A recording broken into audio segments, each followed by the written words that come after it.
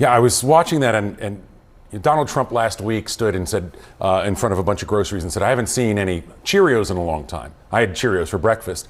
This was cuckoo for Cocoa Puffs. And trying to get any logic out of that is good luck with that. Because it's, one, you can't understand what he says. Two, if you can't understand what he says. And I'm reminded of a line in Mel Brooks's Blazing Saddles when somebody gets up and gives an indecipherable speech. He says, "Who can argue with that? That's authentic frontier gibberish." And that's exactly what that is. That's a pretend journalist on CNN mocking the way RFK Jr. speaks following his endorsement of Donald Trump. Welcome to Nerk News. I'm Nerkish.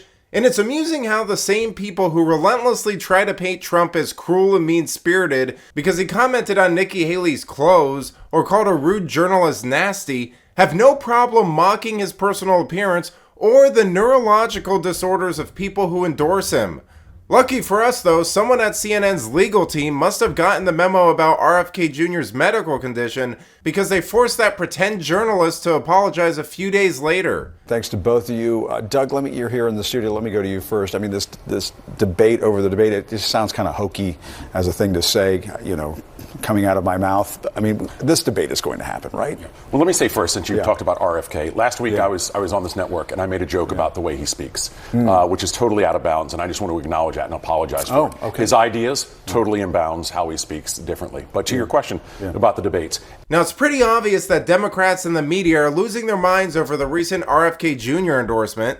The former revoked his Secret Service protection, and the latter has done everything in their power to brand him as insane and irrelevant, including mocking his medical condition, using his own family members to discredit him, suggesting that he should be institutionalized, and their old favorite, claiming that he's a bigot. Here's a sad lady with vocal fry on MSNBC, proving that the only thing that the left considers truly radical is being against the establishment. If you've never heard of Robert F. Kennedy Jr. in the context of this current political moment and all that is broken and bad about it, first of all, lucky you. Sorry to ruin that.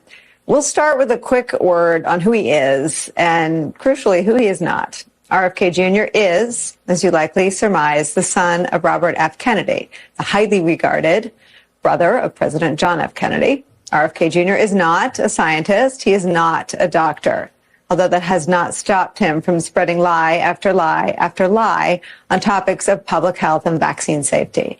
RFK Jr. is, however, an overwhelming source of misinformation and disinformation, a purveyor of vile conspiracy theories and fake science. He's linked chemicals in our water supply to gender dysphoria, antidepressants to school shootings, and insisted COVID vaccines were a tool to control people. Seriously, he's that guy. RFK Jr. is not a person who can claim the high ground on the topic of race, having just recently suggested COVID-19 might have been genetically engineered to target, quote, Caucasians and black people, end quote, and to spare Jewish and Chinese people. RFK Jr. is someone who has recently been rebuked by some of his own very famous and highly regarded family members. RFK Jr. was on Capitol Hill testifying in front of the GOP-led and ironically named Subcommittee on the Weaponization of the Federal Government on the topic of censorship and free speech. Go figure. Nice. It's always amusing to me how establishment media always acts like RFK Jr. is some horrible monster damaging the pristine legacy of his family.